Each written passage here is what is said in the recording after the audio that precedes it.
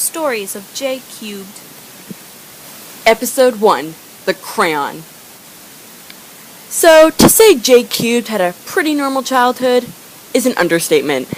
He was very strange. The things he did every day astonishes me as I look back to them. But I'll never understand one thing. Why on earth would he stick a crayon up his nose? At 3 years old, he went around his house touching literally everything, examining any little thing he could get his hands on.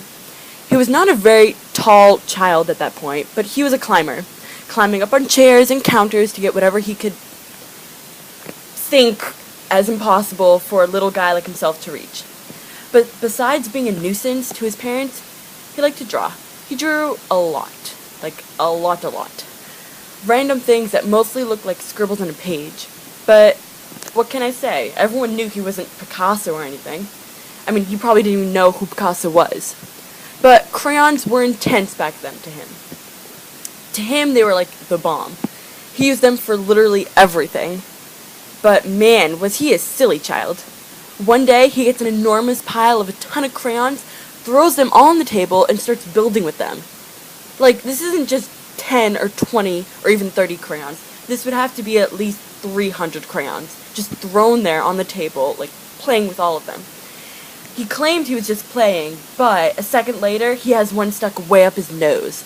Like, way up there. He started crying and wailing because he couldn't get it out. But once his parents came home and they, got it out and managed to get it out and everything, he just says, "I wanted to smell it." Who says that? What a goof. Episode 2, The Eggplant. Most kids don't like vegetables, and this was especially true for J Cubed. He hated them, but what he hated most of all was eggplant. I mean, it sounds like an egg, but it's not. It's a purple plant. How much more mysterious can that get?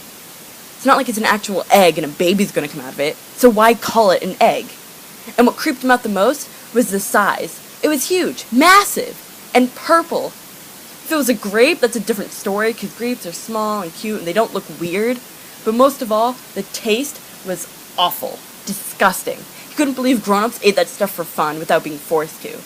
But maybe they secretly hated it but didn't want to admit it. But anywho, his mom had a garden. She loved to grow a ton of stuff, like vegetables, tomatoes, strawberries, all that kind of stuff. And then she added the eggplant. And that's when J Cubed knew he had to do something about it. He had to do it fast. His great big idea was to summon aliens that could magically make the eggplant disappear. He had all this planned out. He would do some crazy little trick to attract them to make them come to Earth, and they would help him out, and he would be a best bud to them. But then he ran out of time. So he just used a stick, smashed up the eggplant, and blamed his dog. Boy, was he in big trouble. Episode 3, his real name. So, let's be honest for a second. J Cubed is not his real name. Like, come on. His parents would be insane to give him that name. But his real name was John Heimer Smith. Yeah. And you can guess what his middle name was. He had two. Jacob Jingle. So his full name was John Jacob Jingle Heimer Smith. You know the song. Every day, you never heard the end of it. People following him in school, singing the song, like music followed him everywhere. He hated it. John Jacob Jingleheimer Smith.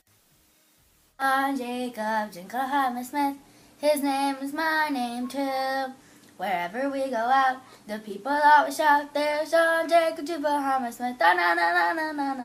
Then the nickname for John Jacob Jingle came. JQ.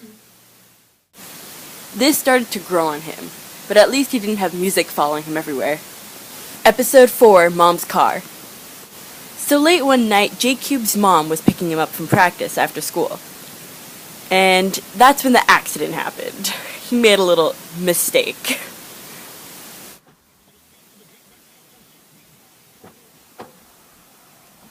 Sorry I'm late, Mom. Do I look old enough to be your mother? Oh! Talk about embarrassing. Who even was that kid?